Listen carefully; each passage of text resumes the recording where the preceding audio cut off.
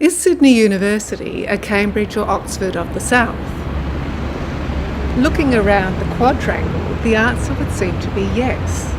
Gargoyles of medieval Europe, stained glass windows commemorating Oxford and Cambridge, and revived Gothic architectural style reminiscent of early Oxbridge colleges. Edmund Blackett, the noted colonial architect who designed the university's first buildings, intended such an illusion. But beyond bricks and mortar, sometimes Oxbridge did inspire the university, but there was also steely determination to establish a new type of university better suited to the colony's religious diversity and democratic ideals. The age-old Oxbridge tradition was built around the idea of colleges as vehicles of instruction and tutorials as the means. And to enter these halls of learning, one passed a religious test to affirm allegiance to the Anglican faith. But in Britain, in the 1830s and 1840s, reformers challenged these traditions.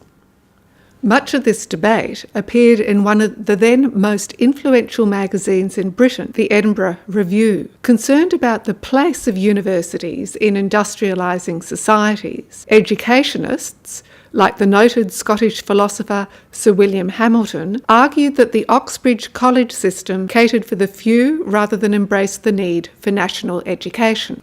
He believed that reform would be best achieved through the authority of the university, rather than left to independent colleges with their own particular educational requirements.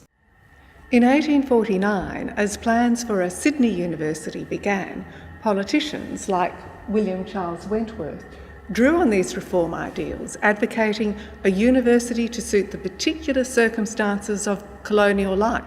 They questioned basic Oxbridge practices, such as the authority of the Church of England within English universities, the religious test used to admit students, and the teaching of theology. They also looked to other university models, such as the New University of London and the Scottish universities, which all served urban communities like Sydney. They developed elements they believed would work in the colony of New South Wales, and so created a public university, largely funded by government, without a religious test, and with a curriculum that would shepherd the colony towards political and economic independence. These proposals did not go unchallenged. Before the university opened, men on the first Senate, like the classics connoisseur and scholar Charles Nicholson, sought to reinstate the ideal of a college system and imposed a religious test on graduating students. However, the first professors who arrived in 1852 were in favour of university reform. The university was reinstated as the central authority, which is the reason why today's colleges are not part of the university's teaching structure. They hailed the lecture as a superior form of teaching over the college tutor system, and they persuaded Parliament to overturn the Senate's religious test. The new professors, however, were not entirely swayed by modern wisdom. While science and mathematics were important to the new curriculum, the professors retained the primary focus on classics, the study of Latin and ancient Greek, because they believed such an education created a person capable of turning themselves to anything. Sydney's motto, Sidere mens eadem mutato, roughly translates, though the constellations change, the mind is universal.